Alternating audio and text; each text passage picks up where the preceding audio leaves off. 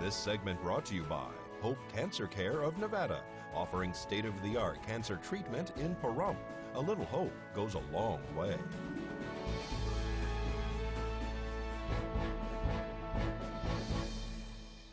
What's happening in our courts? Eunette Gentry reports. In this week's court report, Richard Jason Deutsch, the Nye County officer who's facing various charges in 2 justice court cases following allegations of domestic battery after a fight with his ex-girlfriend, has his case scheduled in court next week. Deutsch is facing a total of 6 charges connected to the incident in question, including domestic battery, 2 counts of disturbing the peace, injury to other property, injure or tamper with vehicle damage $250 to $5,000, and another count of injury to other property. After Deutsch waived his arraignment, a new court date for a pretrial hearing was set for January 24th. Notably, if Deutsch is convicted of domestic battery under Nevada federal law, he would not be able to carry a firearm, which would prevent him from fulfilling his job duties as an officer. Ashley Wynn, the Pahrump woman arrested following a fatal DUI crash at Honeysuckle and South Dandelion Street that killed a bride-to-be and injured her fiancé, now has a new lawyer and a new pending trial date. Court officials presiding over Wynn's case recently set a jury draw and a calendar call, both for April 30th. During the defendant's last appearance in district court, while at liberty during her calendar call, substitution of attorney, Wynn's new attorney, Adam Vanderhayden, submitted a formal substitution of attorney, requested 6 months continuance, outlined discovery history, and requested jury trial and advised the court that no experts have been retained. This, although during a motion to exclude expert testimony, Wynn's previous attorney argued regarding expert testimony from a deputy. The court will now decide at trial what expert witnesses can testify to. Wynn remains at liberty while she awaits trial. The defendant is facing formal charges including DUI causing death and DUI causing bodily harm. Wynn's pretrial motions and jury trial are now scheduled June 5th.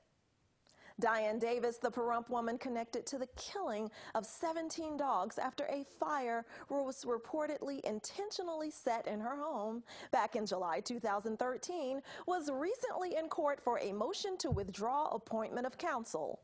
Davis appeared while at liberty, but Davis's attorney, Lisa Rasmussen, was not present for that proceeding. So the court advised the defendant that staff will contact her attorney and set a status, reset, confirmed trial date proceeding on January 29th, but court officials told Davis that she does not need to appear on that date. This has been your court report. I'm Eunette Gentry for News 46. Thanks, Eunette. Social networking bigwigs are headed to testify in front of the Senate this week. Angela Miles reports. Topping our news, the rush is on to pour money into the booming stock market.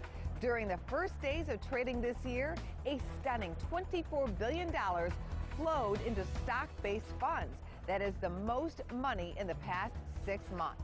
Social media executives will be on the Hill this week.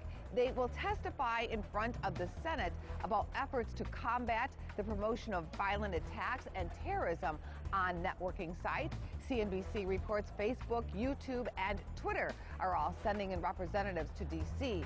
They will testify Wednesday morning at a Senate Commerce Committee hearing. That hearing is called Terrorism and Social Media. Goldman Sachs and Citigroup reveal earnings this week. Last week, J.P. Morgan reported a revenue of $25.4 billion, exceeding Wall Street analyst estimates. J.P. Morgan executives did, however, disclose a 34% decline in business due to difficult trading in the bond market.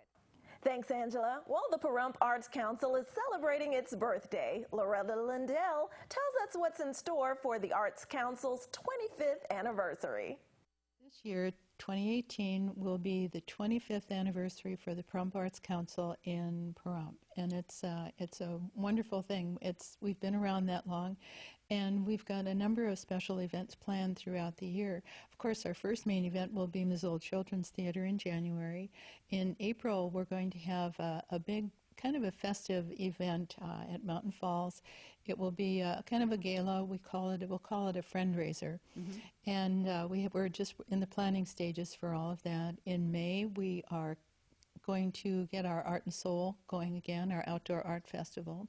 That will be held at the Calvada Eye. And we're also planning some smaller events throughout the year. But we're going to finish up in December of 2018 with a big celebration, and that's all in the planning stages right now. So tell everybody what the Pahrump Arts Council does, because you have a lot of different venues or different ways that you guys are reaching out to the community, different clubs and things like that. Yes, we've done a lot of things. What we do is create opportunities for people to participate in the arts, from Missoula Children's Theater to our High Desert Chorale. And we have also a quilters group that meets on Wednesdays that call themselves the Happy Stitchers. The High Desert Chorale is just getting started with their rehearsals again for the year. They'll start in January, and we'll do a concert in April or May. And we have our square dance group and other dance groups and our artists. So there are a lot of ways for people to participate in the arts. And that's what we have always tried to do, is just, as I said, create opportunities for people to educate themselves in the arts, to participate in the arts, and just in general have fun. You have art displayed all over town in different places for the people who would like to paint, who are sculptors, who express their artistic talent in all sorts of ways. If people want to get involved in the Pahrump Arts Council, they can become a member, they can donate. Tell them all that. Yes, absolutely. We're all welcome. All donations are accepted. And we have memberships as well. But you can get in touch with us at the Pahrump Arts Council, 775-751-6776, or stop by our office Monday through Thursday from 10 a.m. to 1 p.m. And we are at the corner of, it's Honeysuckle on one side of Calvada and Mount Charleston on the other side. So we're just a block off of Highway 160, right on the corner of Calvada Boulevard. 2340 Calvada? 2340 Calvada Boulevard, Suite D. For more information, you can also find you on the web, right? Absolutely, pvpac.org, or our Facebook page as well, Pahrump Arts Council.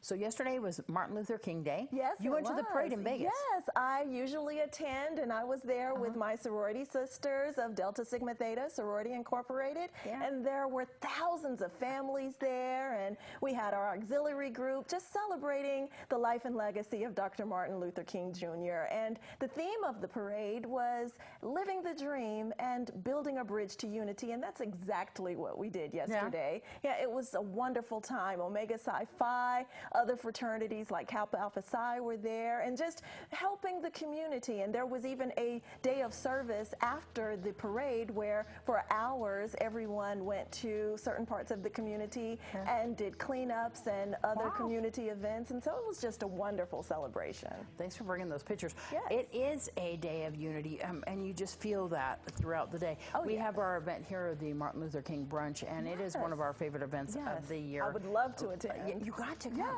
And just the feeling of unity, what a wonderful thing. There was some floats there at the event. It's a big friendly rivalry with the floats. We're waiting on those winners to be announced. Hopefully Delta will win. Wonderful. So. What a great event. Well, we'll have more right after this break.